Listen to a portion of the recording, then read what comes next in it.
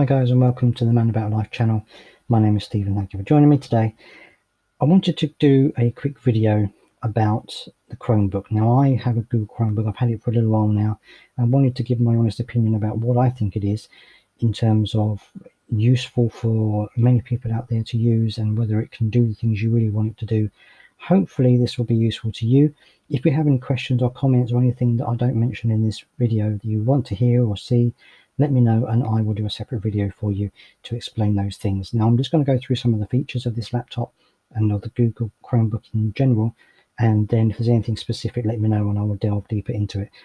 I have the Acer Chromebook 14, which is a 14-inch laptop. The memory and the RAM is mediocre. It's not the best in the world, but it's around £200 that I paid for it at the time, so a bit less than that actually. So it's good for the money. It's a good laptop for the money, and it does have a huge battery life. It says on the box 14 hours. Now I've been getting around 9 to 10 hours out of this, doing it normal things, so doing normal everyday things, checking emails, Word, surfing the internet, that kind of stuff. I've been getting about 9 hours out of it. If you were very careful and you had the best settings on it, you could probably get maybe 11 to 12 hours. 14 hours I think is pushing it a little bit, but you never know, you might be able to get it. It is incredibly light and thin, obviously, because these aren't designed to have hard drives or anything like that in them. It's got SSD, or rather it's got the EMC, so it's got a memory card that's been soldered into the motherboard, so it's not changeable. You can't change it. You can probably change the battery. I haven't tried to do that, but you can probably get a new battery for it, but I wouldn't go any further than that necessarily. But that's not too bad. I mean, if you're paying this kind of price for a laptop, you can't expect to have things at a high end. But everything else I think is really good. The keys are very good, very responsive. It's got a good trackpad that is very responsive and does everything you want it to do. Obviously, being a Chromebook, you don't have the left and right mouse buttons on here. It's just one button and it does everything. So you just track around with your one finger. Two fingers together will give you the menu options that you've got. So the same as right clicking on a Windows laptop. So rather than right clicking, you just do the double tap. You just tap with the two fingers and you get that come up. So you get the menu come up that way.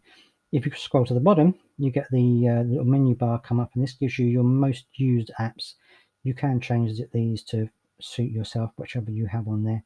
You also have the pane and the information pane in the corner that comes up, tells you whether all your functions are on and off, whether you want to sign in and out, things like this.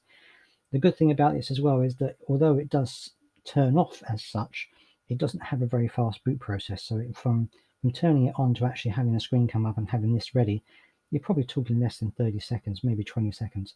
It's very, very quick. And obviously, the less you have on here taking up space on your solid drive, the quicker it's going to be. One myth about these things is that you can save things to the laptop. It's not all saved into the cloud. You don't get a huge amount of space, but you do get space. So if you want to download a particular document and email it to someone else, you can do that. You don't have to go through the cloud. But of course, a lot of people like to go down that route because it gives them more access when they're out and about. They can access things on their phones, on their tablets, on the laptop, wherever they want to do it. And that's why I think these are very good. I've always had Windows laptops up until recently, but now I've got this Chromebook and I'm actually really pleased with what it can do.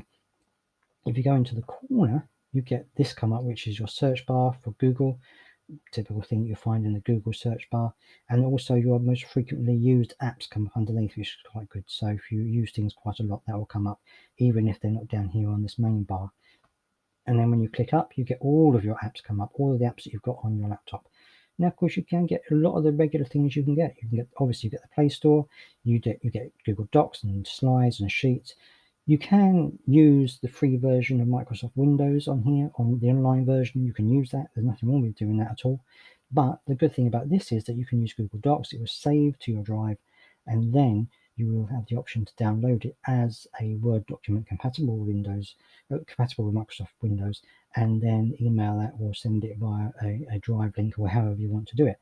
You obviously have YouTube. All of the Google apps, the Google products will work really well on here, obviously because it's made and they are set up specifically to work well on Google products. So you will get things like that work. The Maps works pretty well indeed. You can get access, if you have an Android phone, you can get access to your phone messages, your text messages and things like that on here. So when you get a message come up, it'll come up on the screen. You can reply to it on here as well, so you haven't got to pick up your phone. That's quite a good thing to do. You have to link the two together, but that's a very easy process to do. And then you can get things come up. You have your notes come up on here if you have reminders and to-do lists and things like this. So it is pretty good. What I would say is remember that these are all going to be Android apps. They're not going to be anything else. They're going to be the things you find on the Play Store. But not everything you find on the Play Store will be compatible with your laptop. Some things won't be on there. Even if you know they are on there, you'll search for it on here and it won't show up, and that's because it's not compatible with the laptops. Other apps will download, but when you get them, they'll have like a TV screen, like a computer screen with the mobile screen in the middle. So you have a portrait down the middle of the screen, black bars at the side. It won't look very good. It won't have very good functionality. So you have to be aware of that as well. But there are lots of things on here that you can do. And of course, if you are going to be doing things that are beyond what you would find from a normal laptop, you might struggle a little bit. I mean, I do a lot of podcasts, for example, so I can use things like a voice editor, and I use Easy Voice Recorder for that. And you can edit it with things like Lexus Audio Editor, but it's never going to be something like Audacity. You can get Audacity on a Google Chromebook. It isn't easy to do. There are tutorials out there, but it's not an easy thing to do, and there's no guarantee when you do it that it's going to work properly. So I would say steer clear of trying to do things like that. If you need to use Audacity, you might have to use a Windows PC or a Windows laptop for that, rather than using this, because getting Audacity on here doesn't always work very well at all. I have tried it, doesn't work very well, kept crashing, wasn't a good idea. But there are other options you can use. There are a lot of people who love using Chromebooks for everyday things, and for everyday stuff, this is a very good choice, I think, because you can save a lot of stuff into the cloud, as I said. You can look at things very quickly, whether you're on your phone, on your tablet, or here on your laptop. And because these laptops are very light and very thin, you can travel with them pretty much anywhere. Obviously, there are different sizes as well. So this is the 14-inch one, but you can get 7-inch versions that you can take and put them in your bag. They are quite versatile. And although these laptops aren't necessarily made to be repaired, you can change the battery, and maybe that's about it. They are very good for what they are, for the money you're going to spend on them. The higher price point of the laptops, so the Google Chromebooks, is going to be what you're going to be paying for processing power. You're going to be paying for the amount of hard drive space you've got and the amount of RAM you've got. That's where you're going to be putting your extra money. It's not necessarily going to be any of the features inside the machine itself. It's going to be the extras, such as the hard drive space and the RAM, things like that, and the processing power, to allow you to play perhaps the better games on Android rather than playing the lower end games that you could get on something like this.